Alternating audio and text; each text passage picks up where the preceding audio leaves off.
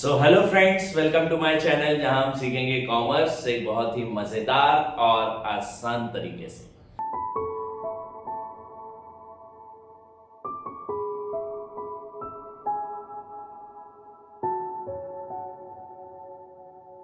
इस वाली वीडियो में हम स्टार्ट कर रहे हैं हमारा chapter number second of accountancy 11th class, जिसमें हम कुछ बेसिक टॉपिक्स पढ़ेंगे, कुछ ऐसे टर्म्स पढ़ेंगे जो हमें बहुत आगे तक काम आने वाले हैं। और ये जो टर्म्स होंगे ये आपको आपके फाइनल एग्जाम्स में भी मदद करेंगे, प्लस आपके 11th 12th के जो अकाउंटेंसी है उसको समझने में मदद करेंगे, बिकॉज आपका जो नॉर्मल सब्जेक्ट है उससे ये जो टर्म्स होते हैं ये बहुत ज्यादा डिफरेंट होते हैं। ठीक है, तो अपन ज्यादातर टर्म्स को तो यहाँ पर कवर अप करने की कोशिश करेंगे। अगर कोई टर्म्स रह जाता है तो समय के साथ साथ मैं आपको वो टर्म्स भी पढ़ाता जाऊंगा।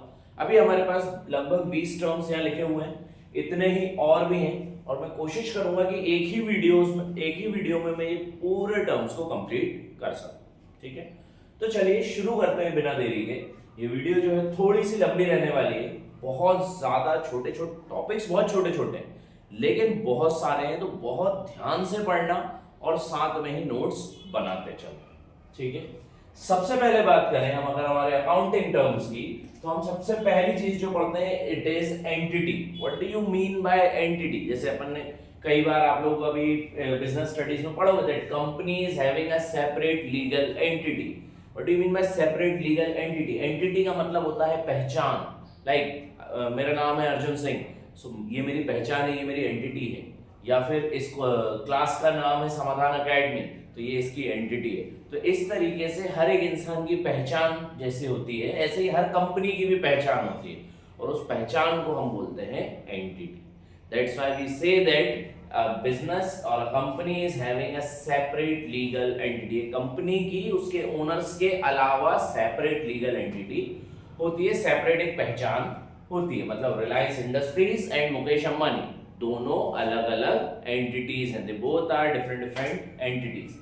एक एग्जांपल देखो कि सपोज मान के चलो आपने रिलायंस का कोई प्रोडक्ट खरीदा, आपको पसंद नहीं आया और आपने उठा के इस चीज की कंप्लेंट कर दी। ठीक है, कंज्यूमर फोरम में। तो वो जो कंप्लेंट हुई है वो किसी मुकेश अंबानी के ऊपर नहीं हुई है क्योंकि वो ओनर है, वो किसके ऊपर हुई है? वो कंपनी के ऊपर हुई है, वो उस ऑर्गेनाइजेशन के ऊपर हुई है। क्यों? Because they both are separate legal entity, दोनों की अपनी अपनी खुद की पहचान है।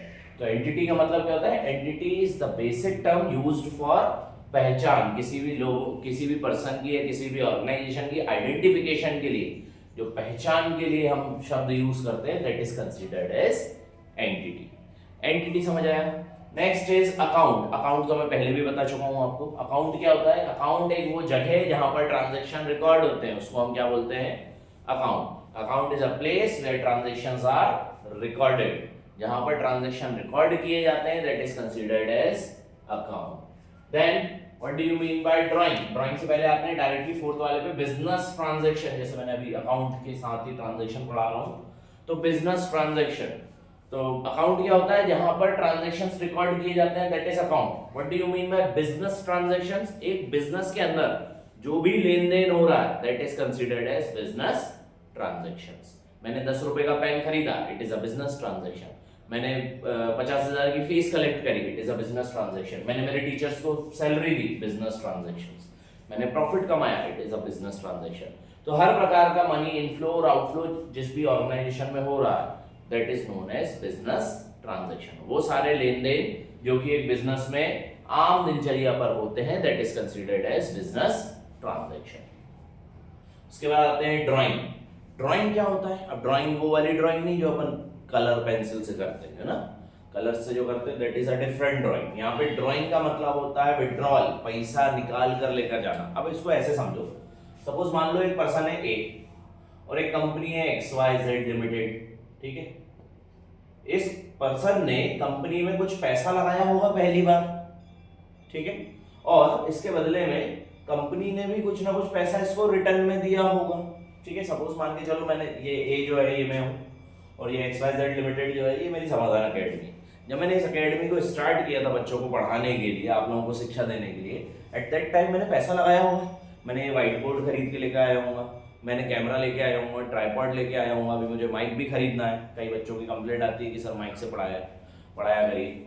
मैंने मार्कर लेकर आया, मैंने डेस्क बेंच लेकर आया, ये जो चीजें हैं ये क्या है, ये मैंने कहीं ना कहीं पैसा इन्वेस्ट किया होगा।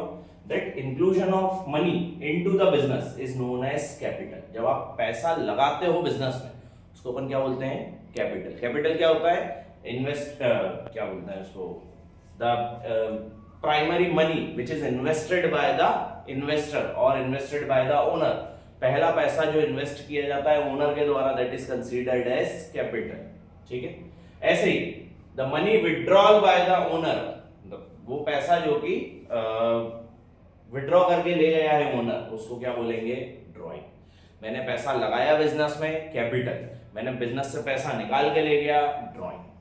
ठीक है, तो सीधी सी बात है, सिंपल भाषा में अगर समझना हो कैपिटल और ड्राइंग क्या होती है सर, कैपिटल मतलब पैसा, initial money invested bye the owner, है ना, एग्जैक्ट डेफिनेशन ये है, initial money invested bye the owner. जो भी ओनर के द्वारा इनिशियल मनी इन्वेस्ट करी जाती है बिजनेस के अंदर, that is known as capital, उसको हम क्या बोलते हैं, कैपिटल बोलते हैं। वहीं पर the money which is withdrawn bye the owner, owner के द्वारा जो पैसा विड्रॉ करके ले जाया जाता है उसको हम क्या बोलते हैं, ड्रॉइंग्स बोलते हैं। तो समझ आया दोनों के बीच में डिफरेंस, ड्राइंग और ड्राइंग एंड कैपिटल के बीच में डिफरेंस, और होती क्या क्या है दोनों चीज। कभी भी अगर ऐसा लिखा है या कहीं पर भी ऐसा आप पढ़ो कि what do you mean by drawing, तो ड्राइंग का मतलब समझ जाना कि कहीं ना कहीं पैसा निकाल कर लेकर गया है owner, that is known as drawing. और वो बोले कैपिटल मतलब समझ जाना कि कहीं ना कहीं पैसा इन्वेस्ट किया है पर्सन ने बिजनेस के अंदर, that is known as capital. ये कहलाता है ड्राइंग एंड कैपिटल। अगर मनी ए से XYZ लिमिटेड में जा रहा है that is known as capital, वहीं पर अगर वो पैसा XYZ लिमिटेड से ए तक जा रहा है that is known as drawing. आगे समझ में ड्राइंग और कैपिटल क्या होता है। तो हमने 5 ट्रांजैक्शन कंप्लीट करे, entity, account, drawing, business transaction and capital. पांचों समझ आए बहुत अच्छे से, ठीक है। नेक्स्ट आते हैं लायबिलिटी, बहुत इंपॉर्टेंट टॉपिक, ये हर बार आप लोग भी पढ़ते रहोगे। लायबिलिटी आपने भी मेरे मुंह से कई बार सुना होगा, लायबिलिटी एंड असेट्स। तो ये एक ऐसी चीज है जो आप बार बार पढ़ोगे, इसको बहुत ध्यान से पढ़ना। लायबिलिटी होता क्या है, liability is obligation to repay the debt. आपको एक ऑब्लिगेशन है कि आपको आपका जो उधार है, डेट जो है वो चुकाना है, that is known as liability. मैंने मेरे दोस्त से 1 लाख रुपए लेके रखे, तो ये मेरी लायबिलिटी है कि मुझे उसको 1 लाख रुपए वापस देना पड़ेगा। लायबिलिटी का मतलब होता है वो सारा पैसा जो आपको सामने वाले को वापस से रिटर्न पे ऑफ करना है, that is considered as liability. और डेफिनेशन में लिखना हो तो sir, liability is the obligation to repay the debt. Obligation repay करने के लिए डेट को, it is known as liability. Liability 2 प्रकार की होती है, which is current liability and non current liability. अब सर ये करंट और नॉन करंट क्या है, तो करंट लायबिलिटी का मतलब होता है, करंट लायबिलिटी ऐसी लायबिलिटी जो कि आपको साल भर के अंदर अंदर पे ऑफ करनी है, that is known as current liability. और अगर साल भर से ऊपर तक पे ऑफ करोगे, नॉन करंट लायबिलिटी। ठीक है, सपोज मानो कि मैंने किसी से लोन लिया, 1 लाख रुपए का लोन ले लिया। मैं बैंक गया कि यार मुझे 1 लाख रुपए का लोन दे, तो बैंक ने मुझे 1 लाख रुपए का लोन दे भी दिया। बैंक ने बोला कि 12 महीने के अंदर अंदर पटा देना। तो ये कैसी लायबिलिटी है, लायबिलिटी तो है ना, ऑब्लिगेशन तो है, लेकिन कैसी ऑब्लिगेशन है, करंट लायबिलिटी वाली ऑब्लिगेशन है कि साल भर के अंदर अंदर चुकाना है। और अगर उस बैंक ने बोल दी कि ठीक है 5 साल तक चुकाते रहना धीरे धीरे करके, that is known as non current liability. कभी भी करंट लिखा है तो समझ जाना 1 ईयर, और नॉन करंट लिखा है तो मोर देन 1 ईयर, 1 साल से ज्यादा और 1 साल तक। 1 साल के अंदर अंदर अगर लायबिलिटी हो रही है then it is known as current liability, और 1 साल के बाद तक चुकाओगे that is known as non current liability. ठीक है, जैसे सैलरी नहीं दी आपने, आपको यहाँ कोई काम करते हैं और आपने उनको अभी तक सैलरी नहीं दी, तो आपकी लायबिलिटी हो गई है ना। अब लायबिलिटी तो हो गई, कैसी लायबिलिटी, करंट लायबिलिटी। साल भर तक तो, साल भर में तो दे दोगे और देना ही पड़ेगा, आपकी मजबूरी है। कोई लोन है 5 साल के लिए ले रखा है, 10 साल के लिए ले रखा है, that is known as non current liabilities. ठीक है, तो लायबिलिटी समझ आया क्या होता है। लायबिलिटी मतलब obligation to repay the debt, या फिर जो पैसा मैंने उधार लिया है उसको वापस देना, that is considered as liability. Liability 2 प्रकार की होती है, करंट एंड नॉन करंट। 1 साल के लिए लिया गया है पैसा तो करंट लायबिलिटी, और 1 साल से ज्यादा के लिए लिया गया है तो नॉन करंट लायबिलिटी। इसी प्रकार से आते हैं असेट्स पर। असेट्स क्या होते हैं भैया, सर असेट्स मतलब कोई भी ऐसा वस्तु या कोई भी ऐसा ऑब्जेक्ट जो हमें फ्यूचर में बेनिफिट देकर जाए, that is known as assets. वो सारी चीजें या वो सारे ट्रांजैक्शन या वो सारे ऑब्जेक्ट्स जो हमें फ्यूचर में बेनिफिट देकर जाएंगे, that is known as assets. ठीक है, ये पेन ये मुझे फ्यूचर में बेनिफिट देकर जाएगा। क्या बेनिफिट देगा कि मैं इससे लिखूंगा, आपको पढ़ाऊंगा और मैं यूट्यूब पे डालूंगा जिससे मुझे पैसा मिलेगा। ये फ्यूचर में मुझे बेनिफिट देकर जा रहा है। या फिर मैं इसी पेन से व्हाइट बोर्ड से बच्चों को पढ़ा रहा हूं जो कि मुझे फीस देकर जाते हैं, तो मुझे पैसा मिलेगा, that is known as assets. तो असेट्स क्या होते हैं? असेट्स वो सारी चीजें जो आपको फ्यूचर में बेनिफिट देकर जाएंगी, they are considered as assets. तो असेट्स मतलब वो सारे टॉपिक्स या वो सारे ऑब्जेक्टिव जो आपको फ्यूचर में बेनिफिट देंगे, किसी भी प्रकार का बेनिफिट देंगे, they are considered as assets. ठीक है, असेट्स कितने प्रकार के होते हैं सर? असेट्स भी दो प्रकार के होते हैं, current assets and non current assets. ऐसे असेट जो साल भर के अंदर अंदर आपको पैसा दे जाएंगे, करंट असेट। मैंने कोई इन्वेस्टमेंट कर रखी है, एक साल में पैसा आ जाएगा, उसका ब्याज आ जाएगा, उसका current asset. Non current asset एक साल से लंबा चल रहा है, बिल्डिंग्स, फर्नीचर, में बिल्डिंग सालों साल चलती, नॉन करंट असेट या फिक्स असेट भी बोल सकते हैं अपन इसको, है ना। नॉन करंट के आगे पर एक टॉपिक आ जाता है फिक्स्ड असेट्स, है ना, मैं लिख भी दे रहा हूं नीचे ये, that is known as fixed asset. Fixed assets क्या होते हैं? फिक्स्ड असेट्स भी आप बार बार पढ़ोगे। फिक्स्ड असेट्स क्या होते हैं ये समझ आया? करंट और नॉन करंट। एक साल के लिए तो करंट, एक साल से ऊपर के लिए तो नॉन करंट। फिक्स्ड असेट्स क्या होते हैं? Fixed assets are those assets जो कि लंबे समय तक चलते हैं, they are considered as fixed assets. जिनको आप जल्दी से कैश में कन्वर्ट नहीं कर सकते, they are considered as fixed assets. Sir जैसे कि मान के चलो बिल्डिंग, होम या लैंड या फिर ज्वेलरी या फिर मशीनरी, प्लांट, इक्विपमेंट, ये सारी चीजें कंपनी में यूज होती है ना। प्लांट मतलब जहां पे कोई चीज बन रही है उसका प्लांट नहीं डालते अपन, वो मशीन बना, हमने मशीन ले रखी है कुछ, तो ये सारी चीजें कहलाती है फिक्स्ड असेट्स, जिनको आप जल्दी से कैश में कन्वर्ट नहीं कर सकते। मैं अगर अभी ये बेचने जाऊंगा, ये घर बेचने जाऊंगा, तो मेरे को भाई कोई भी 80 लाख रुपए ऐसा नहीं है कि बैठा ही हुआ है कि हाँ मैं खरीद ले रहा हूँ, मुझे दे दो, समय लगेगा मुझे, that is known as fixed assets. ऐसे असेट्स जिनको कैश में कन्वर्ट होने में लंबा समय लगने वाला है, they are considered as fixed assets. Fixed assets के मैंने एग्जांपल भी बता दिए, लैंड, बिल्डिंग वगैरह वगैरह, है ना। इनके भी बता चुका हूं, इनके भी बता चुका हूं example. Next topic is receipts and expenditure. बेटा जो टॉपिक नहीं समझ आ रहा हो ना, या आपको थोड़ा बहुत भी कंफ्यूजन आ रहा हो, एक बार वापस से वीडियो रिवाइंड करके देखना, तब भी ना समझ आए तो मेरे को एक बार कमेंट डाल देना इसी वीडियो में, मैं वापस से इसके शॉर्ट्स बना के, छोटे छोटे शॉर्ट्स बना के डाल दूंगा, और सारे एग्जांपल्स के साथ और आसान भाषा में समझा के, ठीक है। Next is 8th part is receipts. Receipts क्या होती हैं? Receipts are all the incomes which is incurred in the year.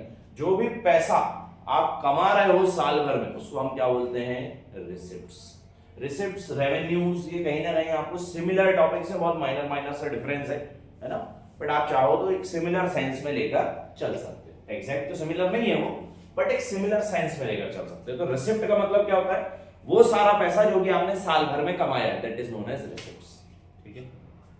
Suppose मान के चलो मेरे पास 100 बच्चे बैठे हैं और मेरे एक बच्चे की फीस है 10,000 रुपए, तो मैंने साल भर में कितना पैसा कमा लिया, that is considered as receipts, है ना। रियल में नहीं कमा रहा हूं इतना पैसा, इतना ज्यादा शॉक नहीं होना, that is known as receipts. तो रिसिप्ट्स क्या होता है? साल भर में जो भी आपने जितना भी पैसा कमाया, that is considered as receipts.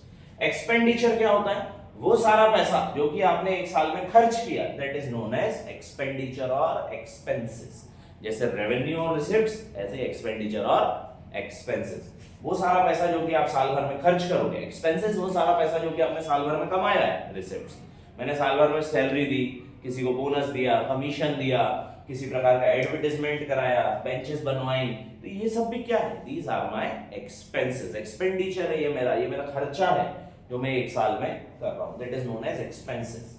Receipts वो सारा पैसा जो कि मैं साल भर में कमाऊंगा, that is known as receipts and expenditure.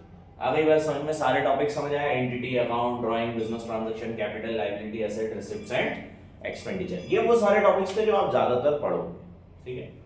अच्छे से समझ आए? कोई डाउट तो नहीं है ना? सब कुछ समझ आ रहा है? सब कुछ बिल्कुल परफेक्टली दिमाग में बैठ रहा है, ठीक। चलो नेक्स्ट टॉपिक जो अपन लेकर आए, that is these are the next topics. सबसे पहला 10th, profit. What do you mean by profit? Profit क्या होता है? Expenses minus receipts is known as profit. साल भर sorry receipts minus expenditure is known as profit. साल भर में मैंने सपोज मान के चलते हैं रिसिप्ट हुई है 1,000 रुपए की और खर्चा हुआ है मेरा 800 रुपए का, तो 200 रुपए मेरे पास एक्स्ट्रा बचा। ये 200 रुपए जो एक्स्ट्रा बचा ये क्या कहलाएगा? प्रॉफिट। ठीक है, तो receipts minus expenditure is known as profit. तो जो सारी रिसिप्ट्स होती हैं साल भर में, उसमें से जब आप एक्सपेंडिचर या आपके एक्सपेंसेस माइनस करोगे, revenue minus expenses is known as profit. तो all the revenues minus all the expenses is equals to profit. Sir मेरे सारे रेवेन्यू, वो सारा पैसा जो मैंने साल भर में कमाया प्लस वो सारा पैसा जो मैंने साल भर में खर्च किया, जब मैं उन दोनों को माइनस करूंगा तो मेरे पास क्या निकल के आएगा? प्रॉफिट निकल के आएगा। ठीक है, आगे बात समझ में अच्छे से? कोई डाउट तो नहीं रहा यहां तक? That is known as profit. 2 minute का ब्रेक।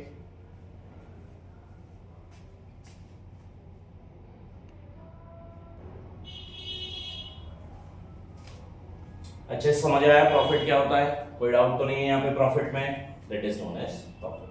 क्या?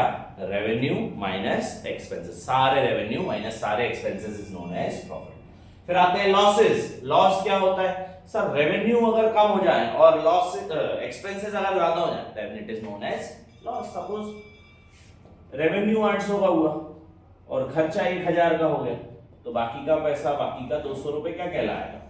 लॉस कहलाएगा। ठीक है, तो कभी भी अगर रेवेन्यू माइनस एक्सपेंस हो रहा है और रेवेन्यू बढ़ा हुआ है, एक्सपेंसेस कम है, तो प्रॉफिट। और रेवेन्यू माइनस एक्सपेंस हो रहा है और रेवेन्यू कम है और एक्सपेंसेस बढ़े हुए, then it is known as loss. एक बहुत अच्छा एग्जांपल याद आ रहा है मेरे को चुप चुप के मूवी का, कि अगर हमारा इन्वेस्टमेंट ही 35 लाख का था तो हमारे खर्चा लॉस 36 लाख का कैसे हो गया? तो मतलब कहीं ना कहीं उन्होंने जो पैसा इन्वेस्ट किया था, उन्होंने जो रेवेन्यू कमाया था, वो कहीं ना कहीं 35 लाख था और 36 लाख रुपए उन्होंने खर्च कर दिए थे। तो उनका लॉस कितने का हुआ? 1 लाख का ज्यादा लॉस। लॉस तो खैर पूरा ही हुआ, पूरा ही पैसा डूब गया, बट 1 लाख का एक्स्ट्रा लॉस हुआ।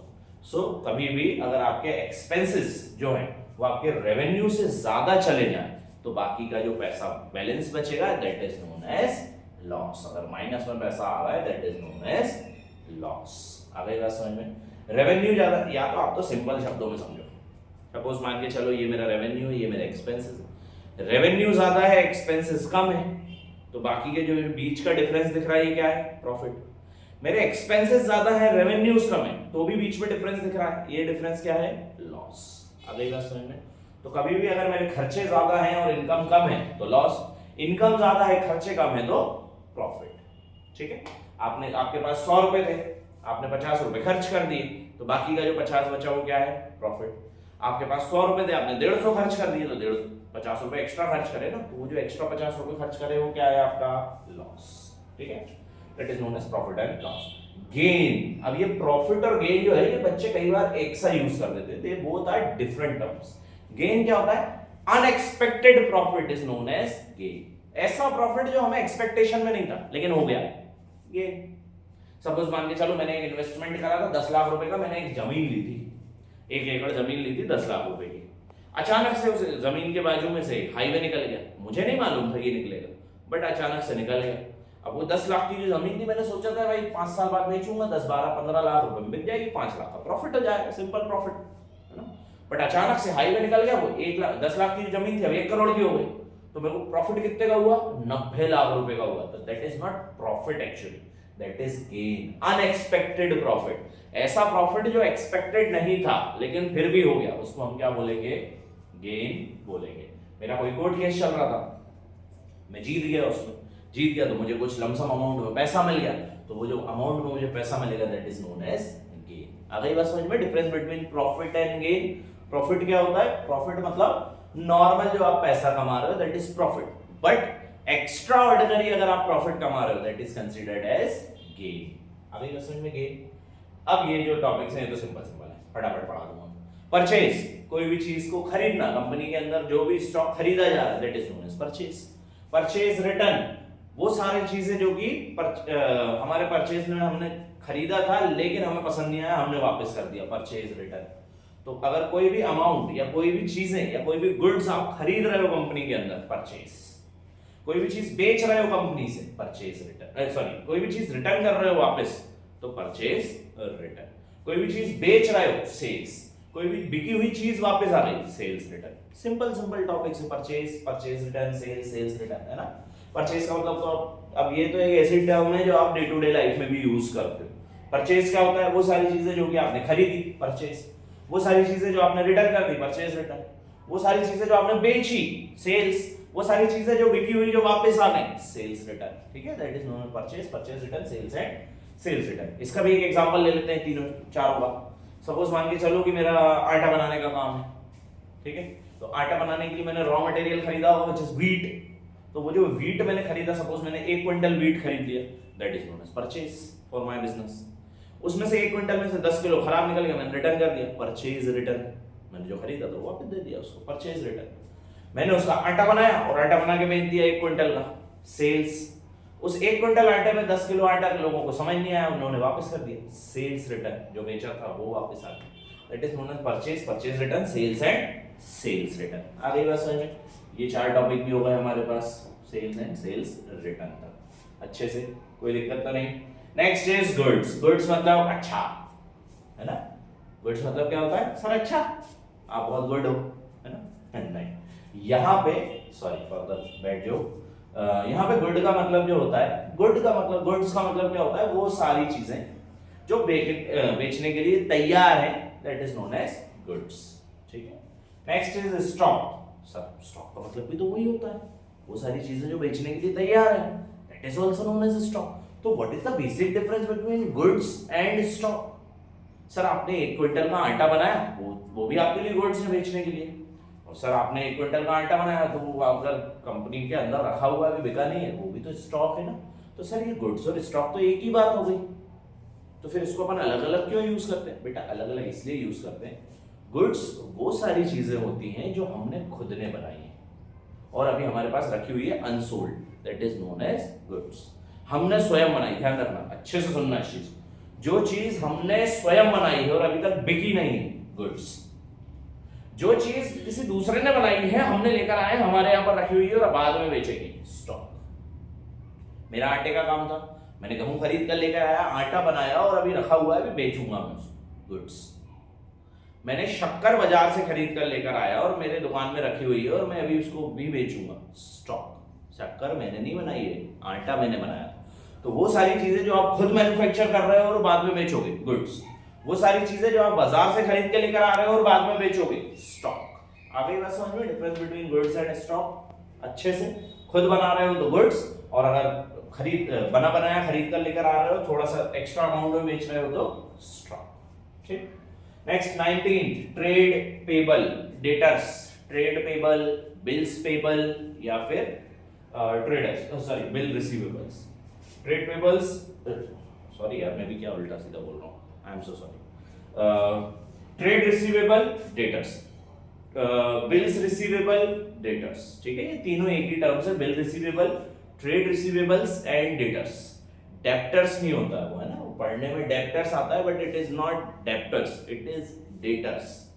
तो debtors, bill receivable and trade receivable, ये तीनों एक ही टर्म्स हैं, अलग अलग जगह पर यूज आप कर सकते हो। ठीक है, एक ही चीज है। होते क्या है, वो सारे लोग जिनको हमने कोई सामान बेचा था और अभी उनसे हमें पैसा मिलना बाकी है, डेटर। सपोज मेरे पास 100 बच्चे बैठे हुए हैं जिनमें से 50 ने मुझे फीस दे चुके हैं, 50 की फीस अभी आनी बाकी है। तो वो जो बाकी के 50 है वो मेरे क्या कहलाएंगे, डेटर्स। ठीक है, एक बच्चा है जिसने मेरे को 10,000 फीस दे चुका है, 4,000 और बाकी है, तो वो जो 4,000 रुपए के लिए फीस बाकी है तो वो मेरा क्या कहलाएगा, डेटर। डेटर जो होते हैं वो आमतौर पर असेट्स होते हैं, वो सारा पैसा जो कि अभी हमें मिलना बाकी है, that is known as debtors. ऐसे ही इसका जस्ट उल्टा, क्रेडिटर्स, वो सारा पैसा जो कि अभी हमें देना है, ट्रेड पेबल या बिल्स पेबल या क्रेडिटर्स, वो सारा पैसा जो कि अभी हम सामने वाले को देंगे तो हम उसके क्या कहलाएंगे, क्रेडिटर कहलाएंगे। ठीक है, आ गई बात अच्छे से समझ में? डेटर्स और क्रेडिटर्स, वो सारा पैसा जो कि हमें मिलना है, डेटर्स, वो सारा पैसा जो कि हम सामने वाले को देंगे तो हम क्या कहलाएंगे, क्रेडिटर्स। ठीक है, D R debtors and creditors. Debit और क्रेडिट से कंफ्यूज नहीं होना इसमें, डेबिट क्रेडिट अलग चीज है, डेटर्स एंड क्रेडिटर्स अलग चीज है। Creditors are liability, debtors are assets.